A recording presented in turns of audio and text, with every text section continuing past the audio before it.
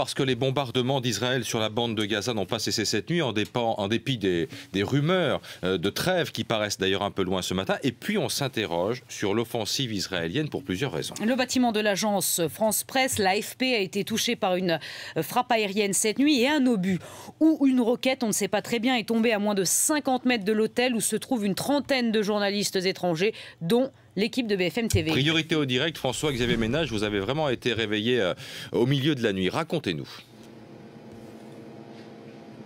Écoutez, ce missile, il est arrivé sans prévenir, bien entendu, mais comme tous les autres, vous allez me dire, l'impact a été extrêmement fort parce que toutes les vitres de l'hôtel ont soufflé, des plafonds se sont même effondrés.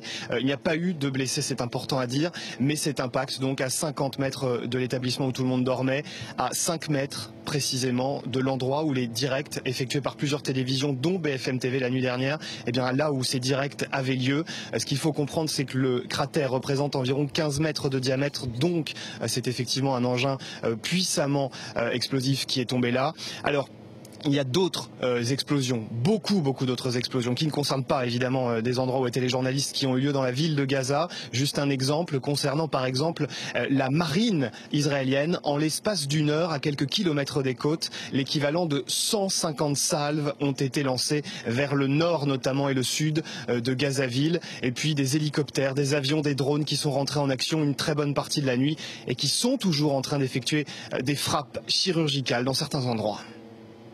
François-Xavier Ménage, à propos de l'armée israélienne, on s'interroge ce matin sur ses intentions. Est-ce que Tsahal, qui est quand même l'une des armées les plus fiables au monde, a donné une explication sur cette roquette donc, qui est tombée à 50 mètres de votre hôtel ? Alors pour l'instant, on ne bénéficie pas d'explication pour cette explosion. On en bénéficie en revanche concernant l'attaque du bâtiment où se trouvait l'agence France Presse.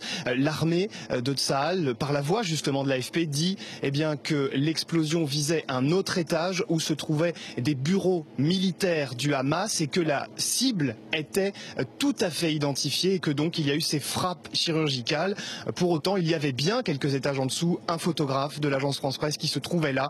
Et puis nous concernant, ce qu'on peut simplement vous dire, c'est que les autorités françaises et israéliennes savaient depuis maintenant plusieurs jours l'identité de tous les journalistes occidentaux qui se trouvaient dans l'immeuble où nous étions, donc cet hôtel, depuis plusieurs jours. Et selon toute vraisemblance, il n'y avait aucun responsable du Hamas, au moins en tout cas dans l'hôtel, puisqu'il n'y avait que des journalistes. François-Xavier Ménage, donc en duplex de Gaza avec Jérémy Muller.